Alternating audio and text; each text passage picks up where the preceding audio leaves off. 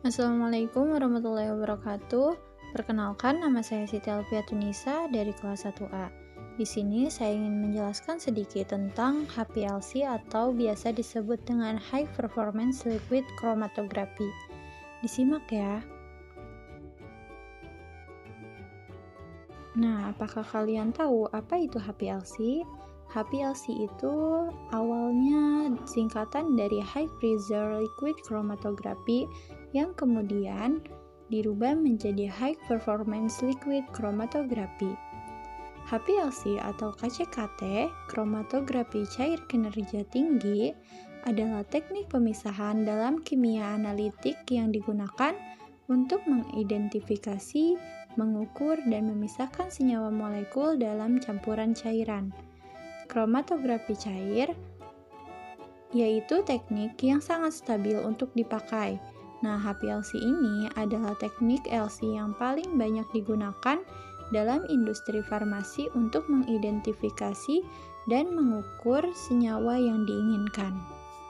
Bagaimana sih prinsip HPLC itu?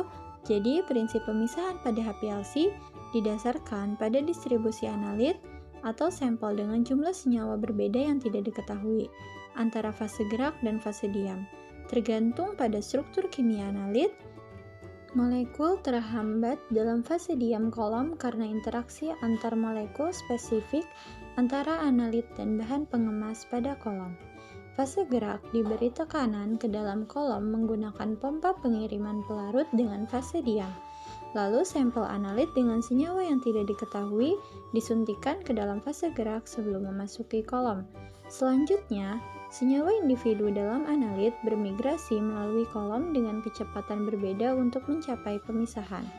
Setelah analit keluar dari kolom, unit detektor mengenali senyawa dalam analit dan menampilkannya dalam sinyal listrik.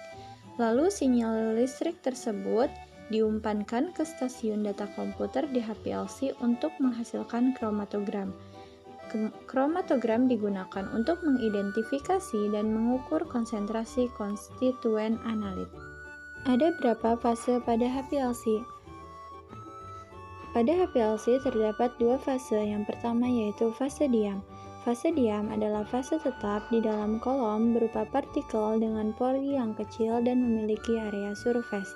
Pada fase diam ini terbagi menjadi dua. Yang pertama yaitu fase polar atau biasa disebut dengan normal phase, contohnya adalah silika dan alumina. Lalu ada fase nonpolar atau biasa disebut reserve phase, contohnya yaitu C8 rantai karbon, silika gel, oktana, dan C8 yang diubah menjadi oktadesil atau C18. Lalu yang kedua ada fase gerak. Fase gerak yaitu berupa cairan atau pelarut untuk membawa komponen campuran menuju detektor. Pada fase gerak ini terbagi menjadi dua, yaitu ada fase polar atau biasa disebut reserve phase, contohnya itu memakai. Yang kedua yaitu fase gerak. Fase gerak berupa cairan atau pelarut untuk membawa komponen campuran menuju detektor. Pada fase gerak ini terbagi menjadi dua. Yang pertama yaitu fase polar atau biasa disebut dengan reserve phase. Contohnya itu menggunakan sampel yang polar atau normal seperti heksana. Heksana ini terbagi lagi menjadi diklorometane, isosopranol, dan metanol. Yang kedua yaitu ada fase nonpolar atau biasa disebut normal phase. Pada fase ini menggunakan contoh kebalikannya dari si fase normal itu, yaitu fase terbalik, yaitu memakai water. Biasanya itu menggunakan metanol, asetonitril, tetrahidrofuran.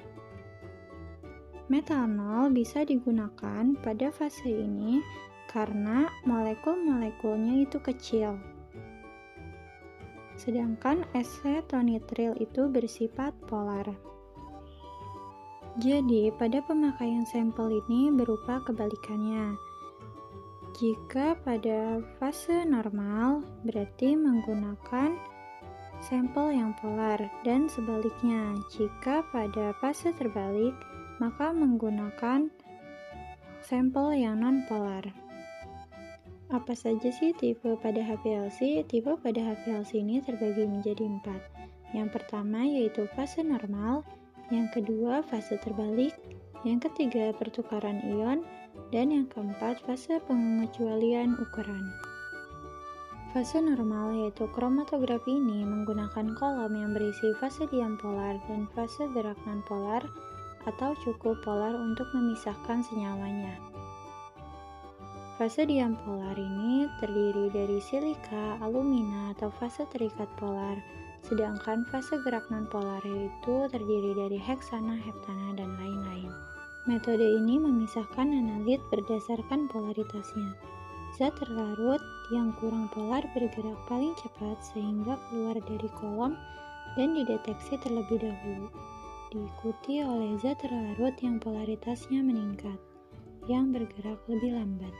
Teknik ini digunakan untuk senyawa pekat air, isomer geometri, pemisahan kelas, dan senyawa kiral. Selanjutnya ada fase terbalik.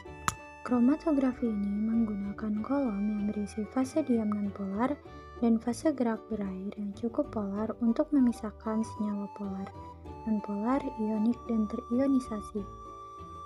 Berdasarkan prinsip interaksi hidrofobik, dalam kromatografi ini permukaan fase diam kolom diikat secara kovalen dengan ligan alkil atau aromatik untuk menghasilkan permukaan hidrofobik.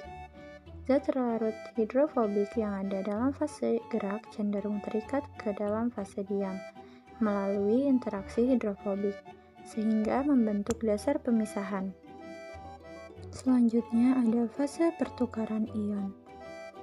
Pada fase ini, kromatografi penukar ion atau biasa disebut IEX adalah metode pemisahan kromatografi berdasarkan muatan bersih protein.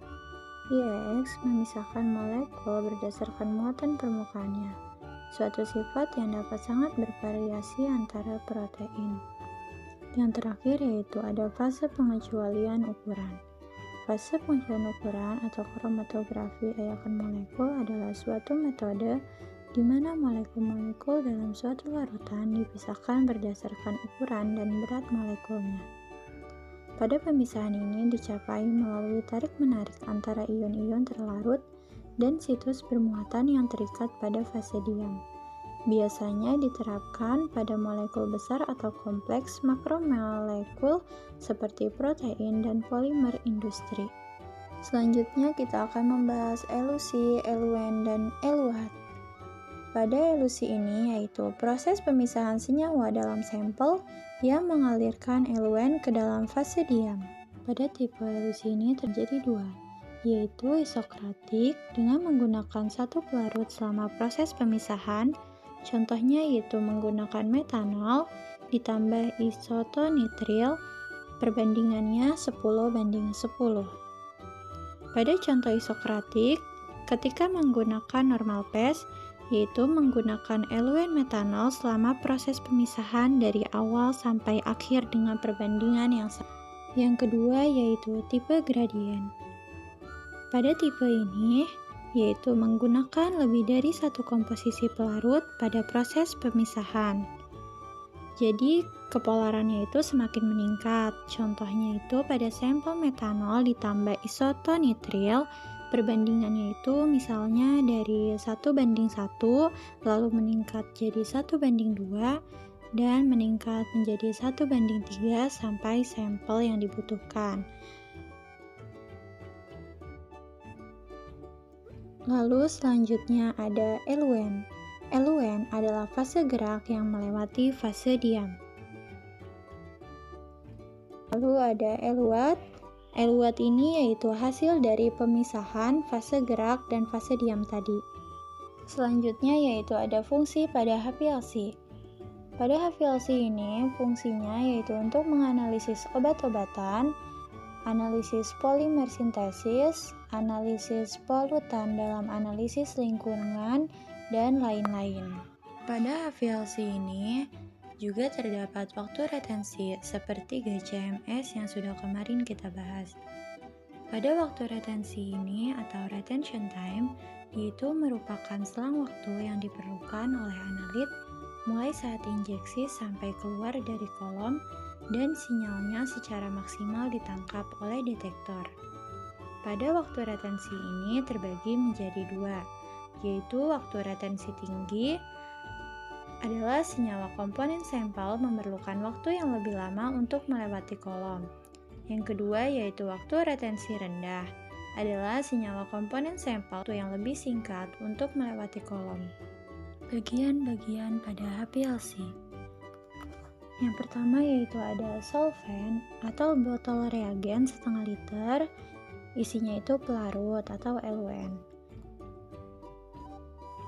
Lalu ada pompa untuk alat bantu menghisap cairan yang ada di botol untuk proses elusi berjalan.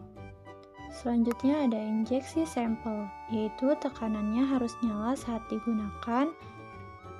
Sampel itu bisa berpotensi mundur atau kembali ke solvent apabila tekanan tidak dinyalakan. Lalu ada kolom pada oven, yaitu memperbesar diameter kolom. Bentuknya itu seperti pompa. Lalu ada detektor dan ada monitor. Monitor ini untuk hasil dari kromatogram tersebut.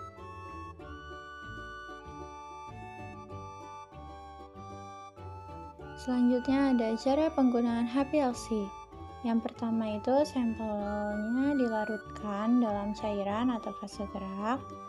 Nah, yang kedua, larutan ini kemudian diinjeksikan melalui injektor manual atau autosampler ke dalam aliran fase gerak yang kemudian dialirkan oleh pompa dan dibawa ke kolom LC yang berisi fase diam.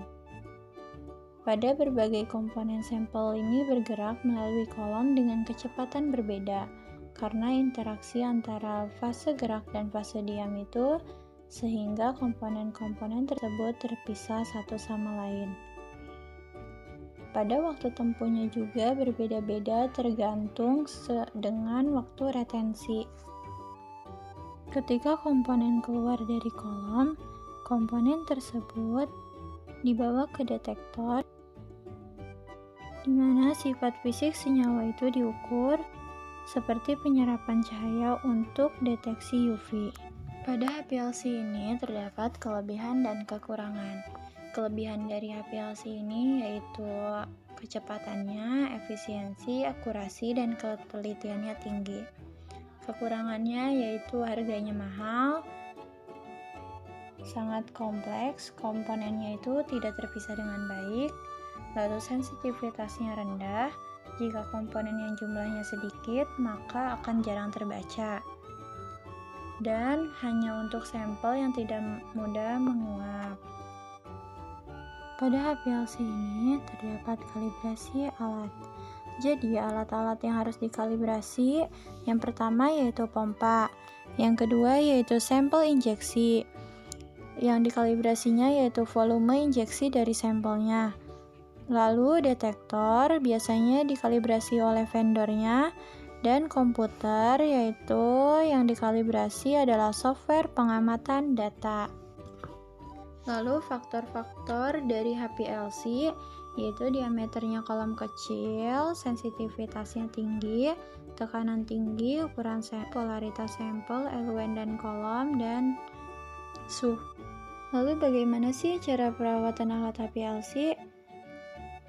Ada beberapa cara yang dilakukan untuk merawat HPLC, yaitu pantau bagian kolom secara rutin, hindari pengendapan garam di bagian kolom, gunakan fase gerak yang disaring dan dihilangkan gasnya, lalu sebaiknya jangan biarkan kolom mengering, harus tetap tertutup rapat saat tidak digunakan. Untuk penyimpanan yang lama, gunakan fase gerak yang menghambat pertumbuhan bakteri dan jamur. Gunakan kolom ke arah yang ditunjukkan pada label. Tekanan operasi yang sangat tinggi dapat menunjukkan brief saluran masuk yang tersumbat dan dapat dibersihkan dengan aliran balik melalui kolom selama 10-20 ml. Lalu gunakan kolom pelindung Hamilton untuk menghilangkan partikel atau kotoran yang mungkin secara permanen mengikat kolom analitik. Baik, semoga bermanfaat. Wassalamualaikum warahmatullahi wabarakatuh.